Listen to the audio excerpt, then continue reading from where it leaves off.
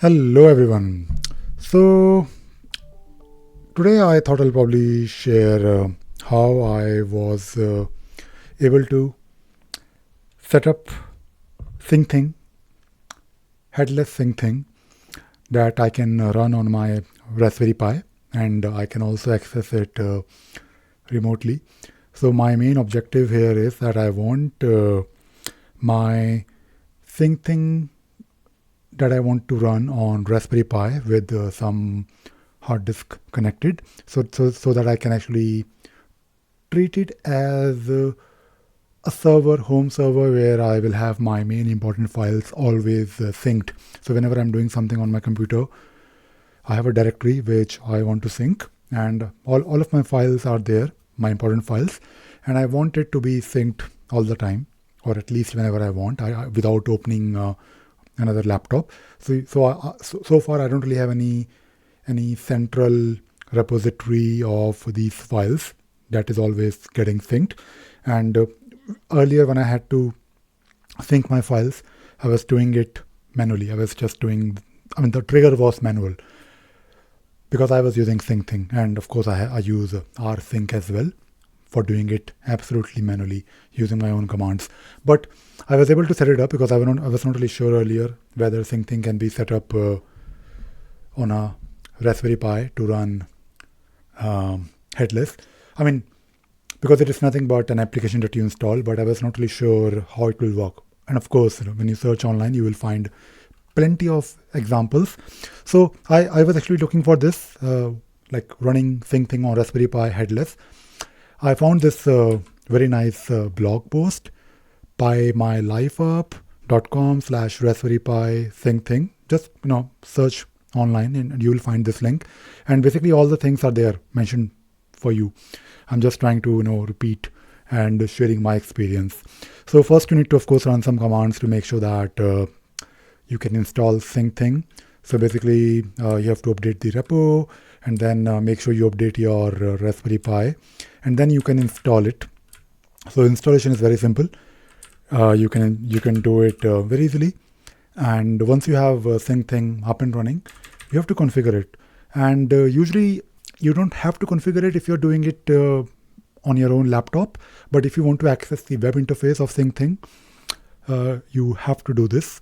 So basically, if you run Syncthing for the very first time, it will then create some configuration files in your .config folder, in your home directory, in your installation of, let us say, Raspbian on Raspberry Pi. So basically, you will get this config.xml file. Now, the main thing that you need to do, you can search for this line where it says 127.0.0, and you can actually replace the 127.0.0 :8384 with your IP address if you have a fixed IP address. But I don't really have a fixed IP address for my Raspberry Pi. I basically use hostname. But if you, instead of fixed IP address, you can actually use 0.0.0.0 and :8384, and that is it.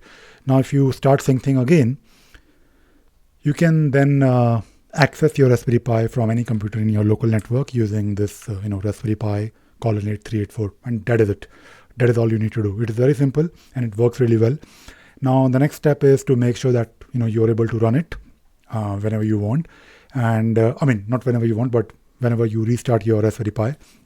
Now, when you restart your Raspberry Pi, of course, you need to configure some kind of a service, and you can do that by using basically this file that you can create, syncthing.service, in your libsystemd/system directory, and then you can basically update this file or basically have these things in your, the content should be like this.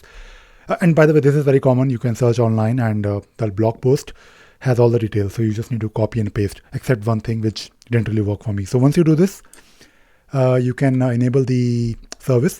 But when you enable the service, make sure you mention your username. So this file has syncthing.service. The file name is syncthing.service, the name.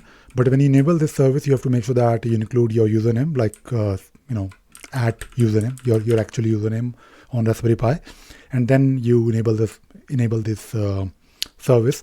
And you also need to make sure that you start it or you check the status. So you can also do enable the service and then start or check the status.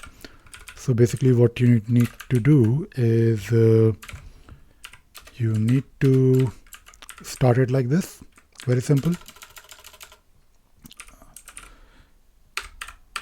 And you can also check the status, and that is it. So this is really good. And once you do this, I mean, if you don't provide the username like this, you'll get an error like this. You might get an error like this: fail to determine user credentials. So this is the only thing that I changed in my setup. So my Raspberry Pi is now set up to run Syncthing, and I have also attached one hard disk. So in fact, not really in hard disk. I basically will be using some USB based drive like this. So this one is 128 GB SanDisk, which is more than enough for my needs. And although Raspberry Pi is now set up, but I still have some issues with the Wi-Fi. So I think my Raspberry Pi's Wi-Fi is not working because I can't really find WLAN 0. I also tried using a dongle, but after upgrading my Raspberry Pi, there is some problem with my WLAN 0, my Wi-Fi card, my dongle. It's most likely a problem with the driver, but I can always use Ethernet if I have to. But that is a different problem. I mean, my Syncthing is working, and I thought I'll probably share it with you in case you want to do something like this.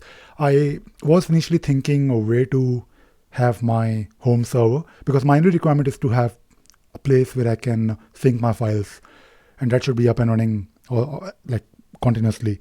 And I don't really want to like keep one of my CPU turned on all the time.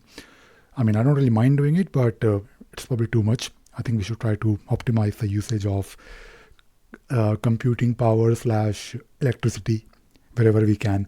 All right, that is it. That is all for today. I hope you enjoyed watching this video and you learned something new. Thank you very much. Bye bye.